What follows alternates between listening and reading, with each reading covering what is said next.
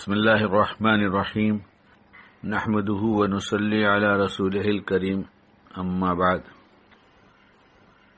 نیت بھی بہت عجیب چیز ہے اور اس کی بہت بڑی قیمت ہے۔ اگر نیتیں اچھی ہوں تو اچھی نیت والوں کو بہت بڑی قیمت ملتی ہے اس کی، اور نیت خراب ہو تو جس کی نیت خراب ہوتی ہے اس نقصان اسی کا ہوتا ہے۔ بظاہر کسی چیز کے نفع کو حاصل کرنے کے لیے سامنے والے کے ساتھ کسی قسم کی خیانت اور بری نیت کے ساتھ کوئی کام کیا جائے تو یہ نیت اور خیانت دونوں جذبے چھپے ہوتے ہیں۔ جس کے لیے استعمال کیا جا رہا ہے اسے پتہ نہیں، لیکن اللہ کو سب پتہ ہے، اور اس نیت کے فساد کی وجہ سے نیت والے کا ہی نقصان ہوتا ہے، سامنے والے کا کوئی نقصان نہیں ہوتا۔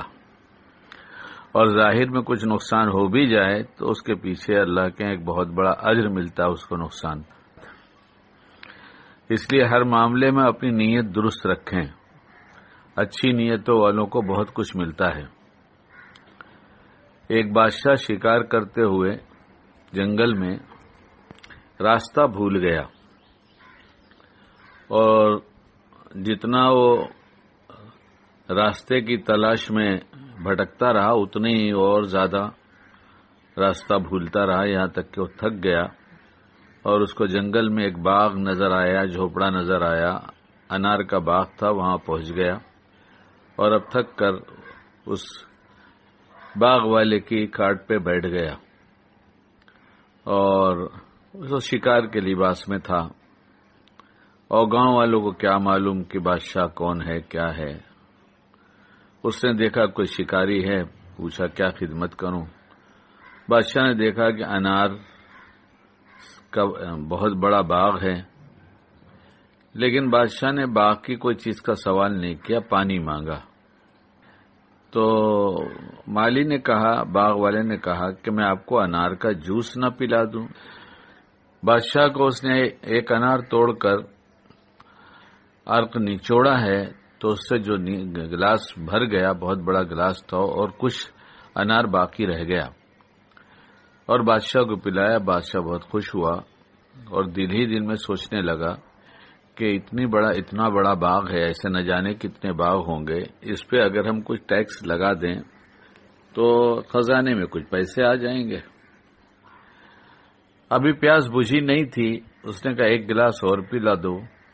اب مالی نے، باغ والے نے ایک انار توڑا نچوڑا، دوسرا توڑا نچوڑا، تیسرے کا کچھ حصہ نچوڑا تو گلاس بھرا۔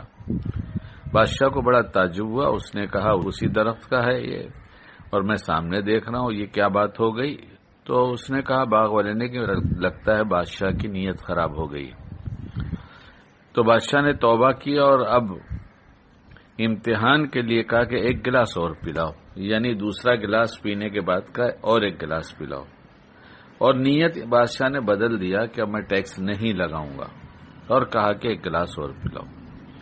اب وہ 3 انار توڑ کر لایا تو اس میں ایک انار نچوڑا ہے تو اس سے گلاس بھر گیا، جیسے پہلی دفعہ بھر گیا تھا، اور کچھ بچ بھی گیا تھا۔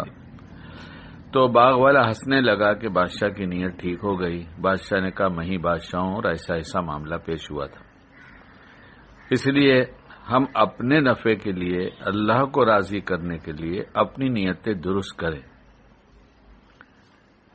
یقیناً تھوڑا نفع دکھائی دیتا ہے، آدمی نیت بدل دیتا ہے، خراب کر دیتا ہے، اور اس کا نفع جو ہے وہ نقصان میں تبدیل ہو جاتا ہے، اسے پتہ نہیں چلتا۔